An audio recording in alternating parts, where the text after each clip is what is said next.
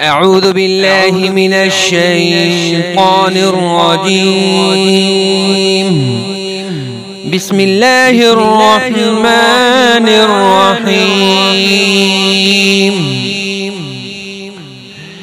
يا أيها الناس اعبدوا ربكم الذي خلقكم والذين من قبلكم لعلكم تتقون. الذي جعل لكم الأرض فراشا والسماء بناء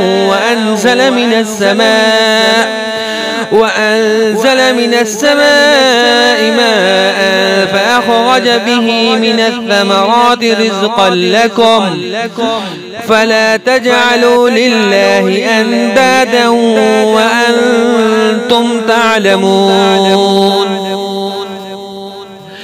وإن كنتم في ريب مما نزلنا على عبدنا فأتوا بسورة من مثله وادعوا شهداءكم من دون الله إن كنتم صادقين. فإن لم تفعلوا ولن تفعلوا فاتقوا النار التي وقودها الناس والحجارة أعدت للكافرين.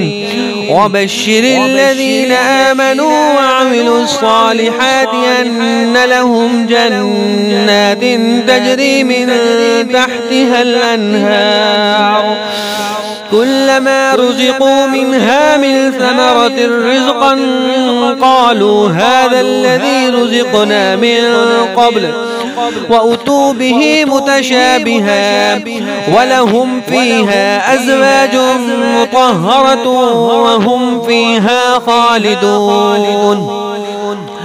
إن الله لا يستحيي أن يضرب مثلا ما بعوضة فما فوقها فأما الذين آمنوا فيعلمون أنه الحق من ربهم وأما الذين كفروا فيقولون ماذا أراد الله بهذا مثلا يضل به كثيرا ويهدي به كثيرا وما يضل به إلا الفاسقين.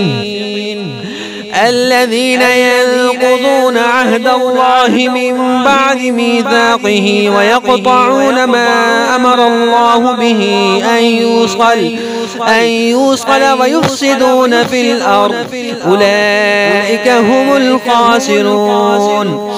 كيف تكفرون بالله وكنتم أمواتا فأحياكم ثم يميتكم ثم يحييكم ثم إليه ترجعون.